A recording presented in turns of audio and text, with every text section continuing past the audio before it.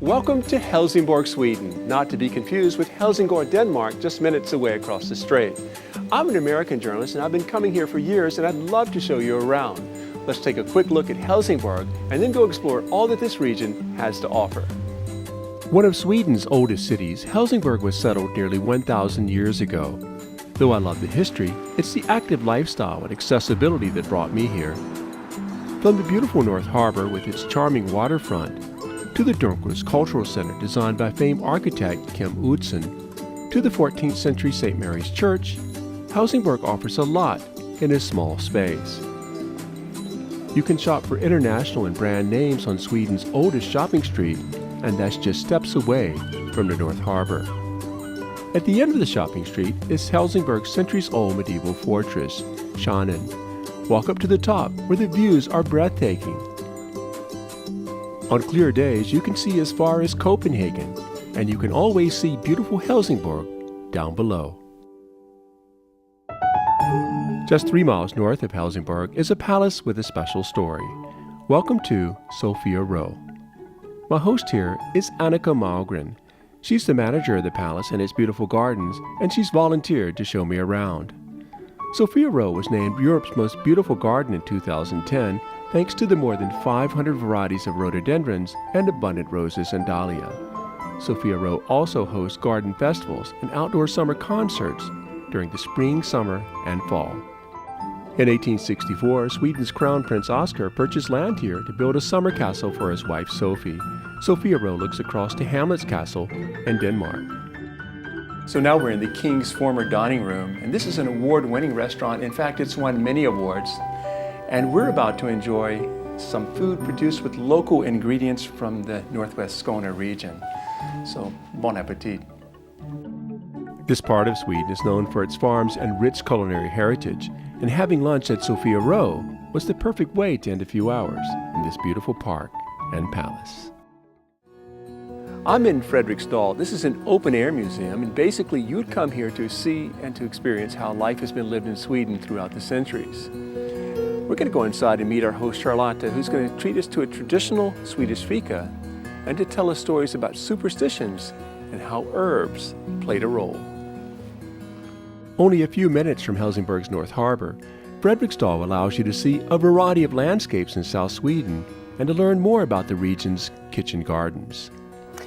And we have this basilica.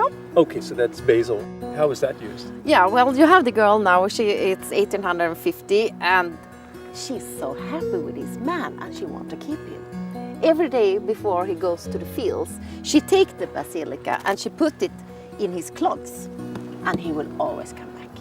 And who say it might work even today?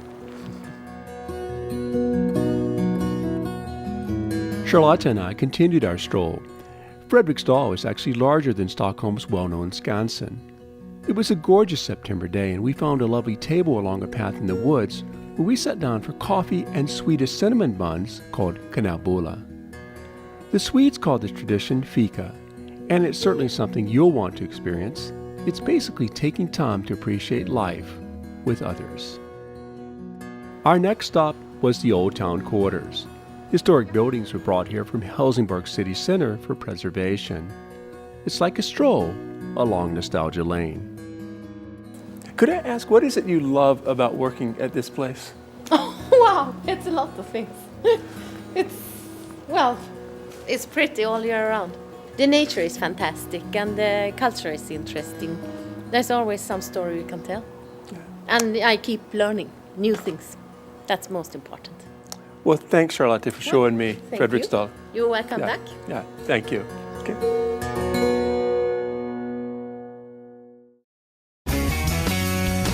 In the 1890s, tourists thronged to the Grand Hotel in Mulla for a simple reason.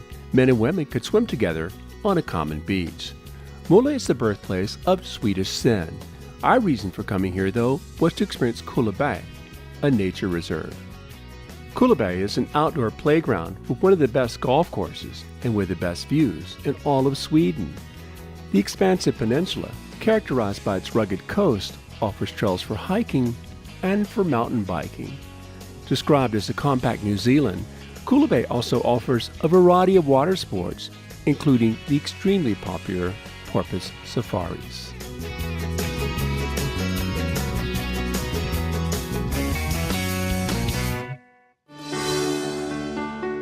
You could hardly throw a rock without hitting a castle here in the south of Sweden. They're literally clustered in this area. Now this particular castle, it's about 15 minutes from Helsingborg, and it's called Orenäs Castle. Building began here in 1914. It was meant to resemble Versailles, but money became an issue, and what we have now is a Baroque castle instead. It was finished in 1918. Now this was only a summer home for the man who built it. He had a home 10 minutes away. And he died 1 year later in 1919 after his dream home was finished. Let's go around and take a look. One of the remarkable things about this castle is that it was built during the First World War. Many of the building materials had to be shipped through battle-torn regions to the south of Sweden. Today the castle features a hotel and restaurant where you can dine outside with beautiful views of the Öresund.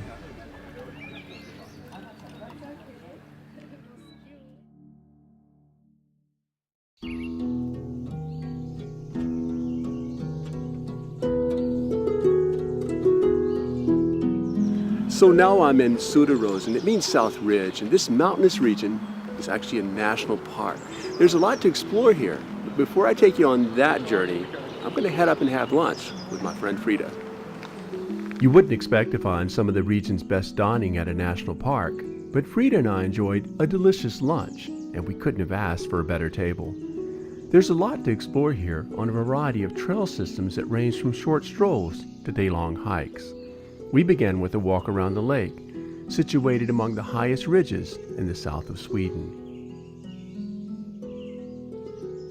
This is unique for Skane because most of Skane is flat, except for here it's mountainous, and that's because there were multiple collisions of tectonic plates that formed these rifts and the valleys down below that make for a great day's hike.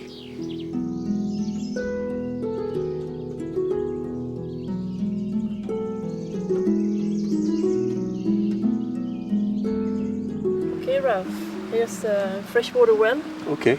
With some really pure water coming up from the ground. Want to have a try? Yeah, I'd love to. Yeah. Thanks. Thank you.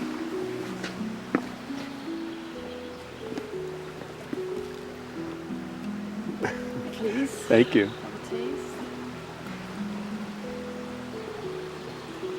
Wow, it's refreshing and pure Sweden.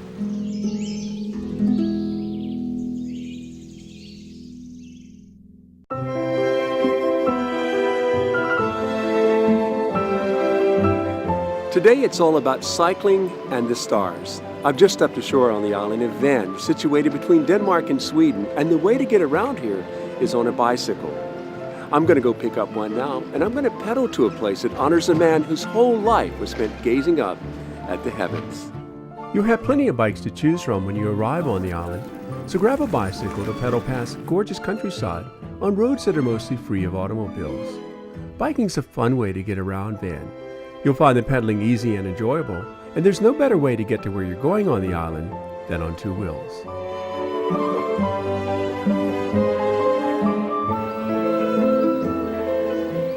I've arrived at the Tycho Brahe Museum. Who was Tycho Brahe? He was a man who changed the way we look at the universe today. How so? Let's go find out.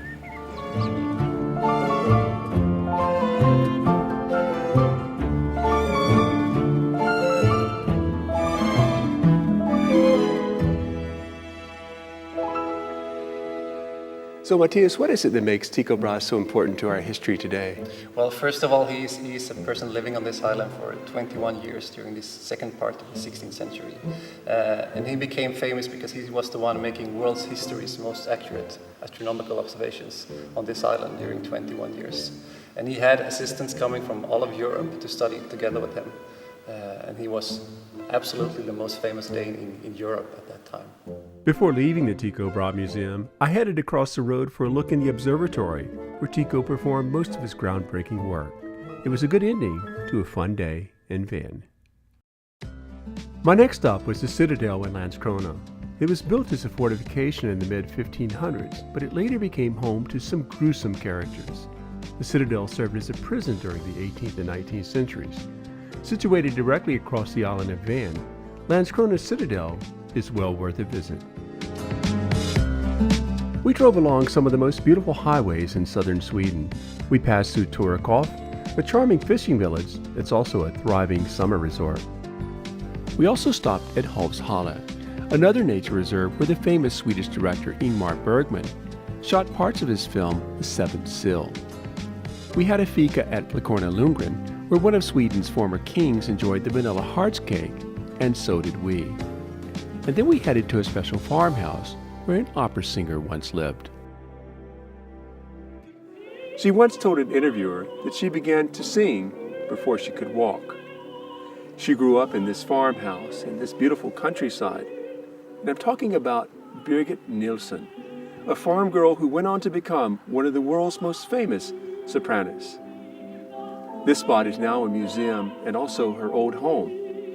Let's go inside to meet her niece and to learn more about this fascinating lady. Birgit Nilsson was a dramatic sopranist who performed operatic and symphonic works. Her voice was noted for its overwhelming force and its bountiful reserves of power. She was particularly gifted at hitting the high notes. So Birgit was capable of hitting such high notes that she sometimes broke things. Yes, she did. There's a remarkable story about how she cracked the windows in a church in Sweden when she sang. But it's not the only thing she cracked. Once she sang in Tehran, and she had bought some beautiful earrings. And at the concert that evening when she sang, she cracked one of them. And it was her voice that made it crack. Wow. The farmhouse where Birgit Nilsson grew up and loved to return to all of her life is next door to the museum.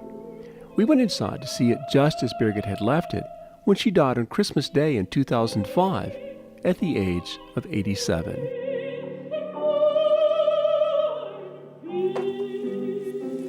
Even if you've never heard of Birgit Nilsson, this is a place that you can appreciate. It's not often that you come to a museum where you can learn about a person's professional career and then walk next door to the farmhouse where they grew up. Birgit Nilsson was a simple farm girl who went on to international acclaim. But this is the place that she loved coming back to and spending time, and I know that you will too. Our next stop was Bostad, one of Sweden's most beautiful towns, with its iconic bathhouse at Hotel Skane and its nearly always blue skies. Bostad is known for its gorgeous coastline, as well as the Swedish Open tennis tournament, attracting great players like Serena Williams since 1948. I walked the town's lovely streets to find another tradition that Bostad is known for, and that is weaving. Today I want to tell you about a remarkable woman. Her name was Märta Fjäderström, and she wanted her art to be appreciated on floors. I'm here in Bostad, in one of Northern Europe's most important weaveries. Let's go see what it's all about. Works of art have been produced here since 1919. Today, the rugs and woven textiles are produced on specially built looms, and all by hand using designs and instructions that have been passed down from generation to generation. It's part museum and part shop, with wonderful displays of color. In addition to the classical carpets, there are also contemporary carpets. This one on my right, for example, this is the audio waveforms of a trout transferred into the fabric of a carpet. And on my left, well, this is the audio waveforms of a satellite landing on a planet. There's a saying here that these carpets are not expensive, but they do cost a lot. Now, this particular design is owned by Steven Spielberg, and guess where he has it? On his bathroom floor. That would have made Märta Fjäderström very proud.